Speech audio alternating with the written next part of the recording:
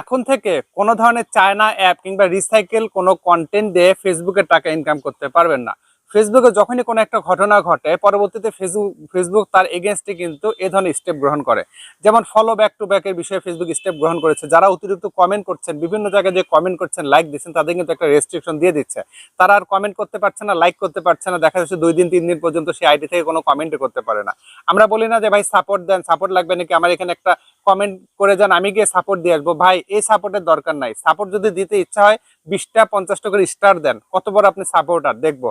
প্রত্যেককে আপনি 50টা করে স্টার দেন, তাহলে বুঝবো আপনি সত্যি আসলে সাপোর্টার। ঠিক আছে, তো যাই হোক, আমি সেই বিতর্কে যেতে চাই না। তো এরকম যেহেতু ঘটছে, এই জন্য খোদ ফেসবুক অফিসিয়ালি জানিয়েছে আসলে কোন কন্টেন্টগুলো আমরা শেয়ার করতে পারবো, কোনগুলো পারবো না, এবং স্ট্রংলি সেটি কিন্তু জানিয়েছে।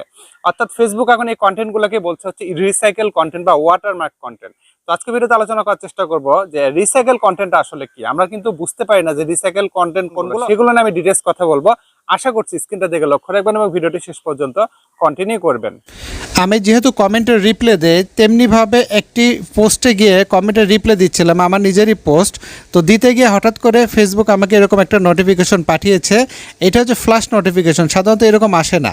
তো এখানে ফেসবুক কি বলছে, you can help your reach more people. তার মানে অনেক মানুষের কাছে আমি আমার রিল ভিডিওগুলোকে বেশি বেশি রিচ করাতে পারবো। এই জন্য আমাকে কী করতে হবে, এখানে কি বলছে, you can reach more people by creating high quality content for Facebook. তার মানে হাই কোয়ালিটি কন্টেন্ট তৈরি করতে হবে। এখানে 18 মে 2024 আমার একটা কন্টেন্ট এখানে ফেসবুক মেনশন করেছে। মূলত এই কন্টেন্টের কারণে আমাকে নিচে কিন্তু বেশ কিছু পরামর্শ দিয়েছে, বা কী কী করা যাবে কী কী করা যাবে না সেগুলো কিন্তু এখানে ফেসবুক জানাচ্ছে। যেমন এখানে 1 নম্বর পয়েন্টে কি বলছে, don't share visibly recycled content such as watermark content. এটা কোনগুলো জানেন, আমরা বিভিন্ন অ্যাপ থেকে যে ভিডিও ডাউনলোড করি বা অন্যের কোনো ভিডিও ডাউনলোড করে রিয়াকশন ভিডিও তৈরি করছি, সামনে আমাদের বা সাইড থেকে নিজেদের ফেস লাগিয়ে ভিডিও তৈরি করছি, চায়না বিভিন্ন ভিডিওর সাথে আমরা নিজেদের ফেস জুড়ে দিয়ে ভিডিও তৈরি করছি, এগুলোকে ফেসবুক বলছে recycle content. TikTok, Likee, China app বা অন্য কোনো অ্যাপ থেকে, ওকে। এবং এখানে কি বলছে, সাসেস ওয়াটারমার্ক কন্টেন্ট, অর্থাৎ কোনো ধরনের ওয়াটারমার্ক থাকা যাবে না। মাঝখানে বলছে শেয়ার অরিজিনাল কন্টেন্ট, অর্থাৎ নিজস্ব কন্টেন্ট দিতে বলছে। এবং finally check those best practices to learn more. Best practice নিয়ে আমি কিন্তু একটা ভিডিও শেয়ার করেছিলাম, আপনারা দেখে নেবেন যে বেস্ট প্র্যাকটিসের মধ্যে আসলে কী কী রয়েছে। ঠিক আছে, তার ভিতরে হ্যাশট্যাগের ব্যবহার রয়েছে, আরও অনেক কিছু স্টোরি ব্যবহার রয়েছে, এগুলো নিয়ে ডিটেলস কথা বলেছি। তো যেহেতু আমি রিপ্লে দিতে যাচ্ছিলাম তখন মেটা আমাকে জানিয়েছে। তো কাজে আপনারা এখান থেকে সতর্ক হবেন, যারা এই ধরনের কন্টেন্ট তৈরি করছেন আপনাদেরকে বলবো আপনারা থামুন, অনুগ্রহ করে অরিজিনাল কন্টেন্ট তৈরি করুন। যা করেছেন সব ডিলিট করে দেন।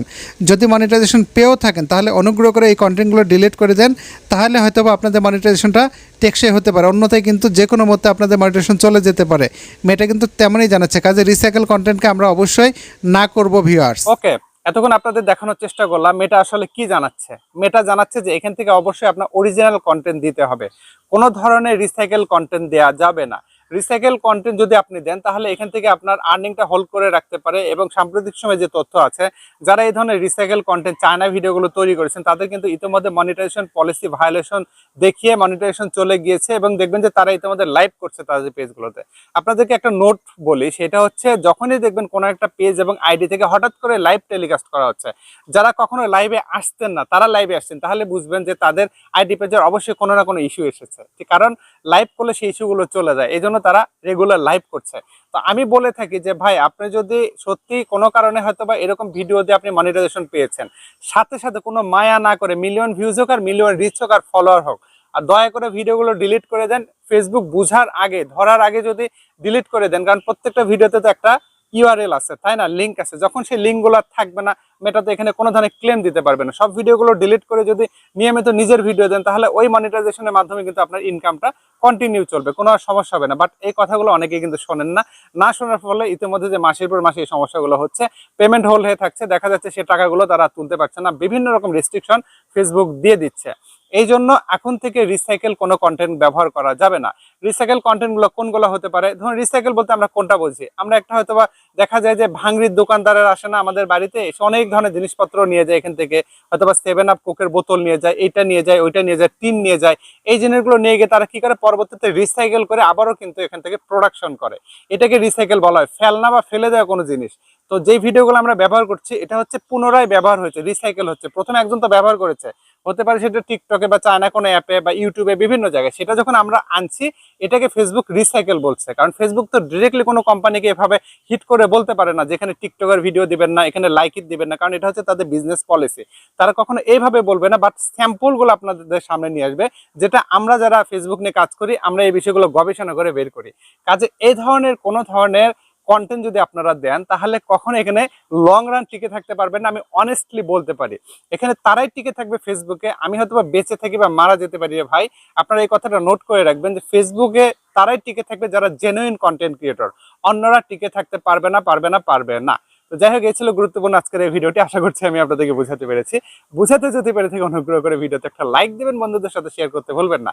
এভাবে আবারও বলছি, আমার কিন্তু কোনো অনলাইন সার্ভিস নেই, সম্পূর্ণ সার্ভিস অফলাইন। আমার ঠিকানা কামদিয়া বাজার, গোবিন্দগঞ্জ, গাইবান্ধা। সপ্তাহে 6 দিন আমার অফিস খোলা, শুক্রবার বন্ধ। অন্য দিনগুলোতে বন্ধ রাখলে আমি আমার পেজে আগের দিন আপডেটের মাধ্যমে জানিয়ে দেই। আপডেট ফলো করে আসবেন, সার্ভিস চার্জ প্রযোজ্য। প্রতারক হতে সাবধান, অসংখ্য ভুয়াইটি পেজ আমার নামে ক্রিয়েট করেছে।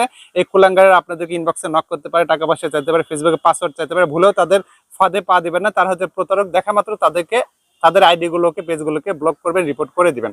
কথা হবে ইনশাল্লাহ অন্য কোনো ভিডিওতে। সে পর্যন্ত খোদা তাআলা আপনাদের সবাইকে ভালো রাখুন এই দোয়া রেখে আজকের মধ্যে বিদায় নিচ্ছি। আল্লাহ হাফেজ।